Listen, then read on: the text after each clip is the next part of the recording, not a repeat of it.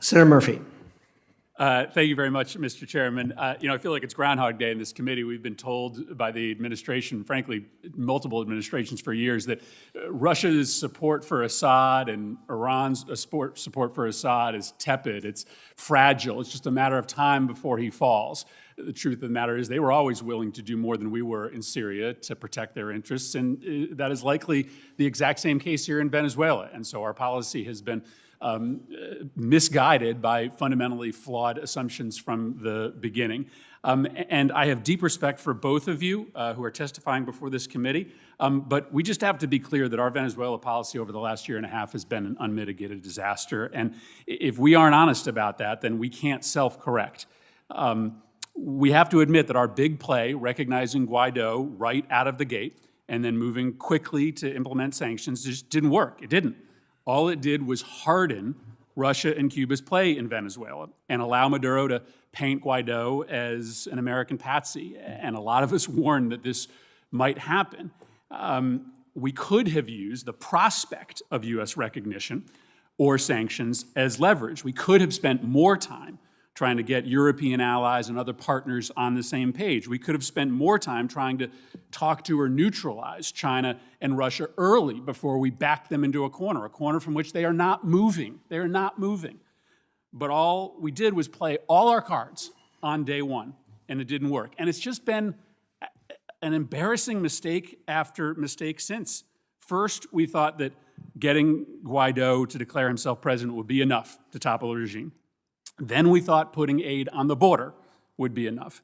Then we tried to sort of construct a kind of coup in April of last year, and it blew up in our face when all the generals that were supposed to break with Maduro decided to stick with him in the end.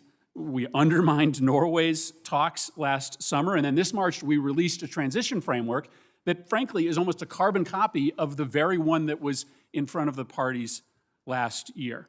And now, after wasting all of this time, we are stuck with elections about to happen that, as we have talked about today, Guaido and the opposition refuse to enter.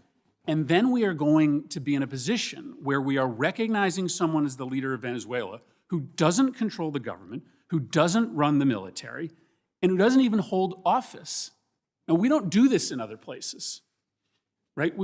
Nobody knows the name of the guy who finished second in the 2018 Russian presidential election. We don't recognize that person as the president of Russia, no matter how corrupt those elections are, because doing that makes us look weak and feckless if we can't actually do anything about it. And so I do think it's important to ask some questions about what comes next. And I might have time for only one, but I have two. The first is this question of what do we do with Guaido? So you're saying we're going to recognize him because he is the former leader of the National Assembly. But you know there are, Mr. Abrams, there are contests for supremacy within the opposition. What happens if 6 months from today, someone else emerges as a more legitimate voice for the opposition than Juan Guaido? What criteria do we use to recognize someone new, or is Juan Guaido going to be the recognized leader of Venezuela permanently, no matter how conditions change on the ground? I think the situation with Guaido is unique because he is the president of the National Assembly.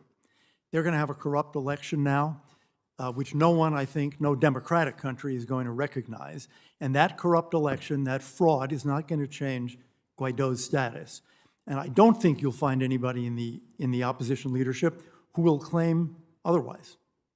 Also, I'd just like to say, Senator, that was not a vote. That was not the vote of confidence in the policy that I would have liked. You dispute my premise. I will stipulate to that. I will stipulate to that. Okay. I think that that's a fallacy to suggest that no one is going to step forward and replace Guaido. And I think we have to sort of at least think through the criteria by which we may recognize somebody else. Let me ask a quick second question, which is this. Guaido's prerequisites for participating in the election did not include Maduro stepping down. And yet you've said as recently as a week ago that the only thing we want to talk to Maduro about is his removal from power. Are we open, the United States of America, to a discussion with Maduro in which he stays in power as a transition to an election that is actually free and fair. Because frankly, even if he's not in power, there's no guarantee that his allies couldn't rig an election. So why aren't we open to that as a possible path forward? Because we do not believe that a free election in Venezuela is possible with Maduro in power, in control of the army, in control of the police, in control of the colectivo gangs, with 2,000 or 3,000 Cuban intelligence agents. We do not see that that is a possibility of a free election. I would say Guaido doesn't share that view because his preconditions for taking part in the elections did not require the removal of Maduro. And it is also not clear that even without Maduro, there could be a free and fair election. And so I think this is just a prescription to get stuck in a downwards spiral of American policy from which we cannot remove ourselves. We've got to be more nimble, more creative, more open to solutions by which we could get to an election, even with Maduro there as a transition. Thank you, Mr. Chairman. If I could I respond for just a few seconds? Go ahead. You know, we presented this framework for a democratic transition precisely to show what we would like to see happen. And in the framework, both sides, the Chavistas and the opposition in the National Assembly, elect a transitional government. Each side has veto power. Guaido and Maduro would not participate in the transitional election. Both could run for president in a future free presidential election. We thought we were putting out, and many, many countries who have looked at this have said, this is a positive formula, and we showed the way to the lifting of U.S. sanctions. And I would just say again, just under 60 countries support Guaido. So the notion that we have done this alone and without international support, Senator, I would submit is not accurate.